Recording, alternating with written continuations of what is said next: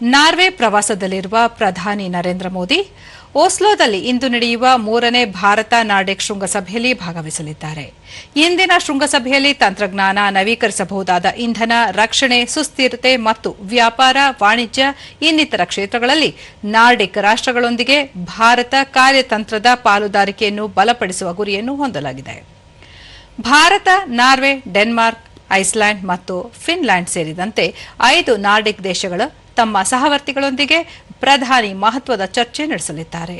ಇದೇ ವೇಳೆ ಪ್ರಧಾನಿ ನರೇಂದ್ರ ಮೋದಿ ಡೆನ್ಮಾರ್ಕ್, ಐಸ್ಲ್ಯಾಂಡ್ ಮತ್ತು ಫಿನ್ಲ್ಯಾಂಡ್ ಪ್ರಧಾನಮಂತ್ರಿಗಳೊಂದಿಗೆ ದ್ವಿಪಕ್ಷೀಯ ಸಭೆಗಳನ್ನು ನಡೆಸಲಿದ್ದಾರೆ. 2022ರಲ್ಲಿ ಡೆನ್ಮಾರ್ಕ್ನ ಕೋಪನ್ಹೇಗನ್ನಲ್ಲಿ ನಡೆದ ಹಿಂದಿನ ಶೃಂಗಸಭೆಯ ನಂತರ ಭಾರತ ಮತ್ತು ನಾರ್ಡಿಕ್ ದೇಶಗಳ ನಡುವಿನ ಹೆಚ್ಚಿದ ವಲಯ ಸಹಕಾರದ ಮೇಲೆ ಇಂದು ನಾರ್ವೆಯ ಓಸ್ಲೋದಲ್ಲಿ ನಡೆಯುತ್ತಿರುವ ಶೃಂಗಸಭೆ ಆವೃತವಾಗಿದೆ.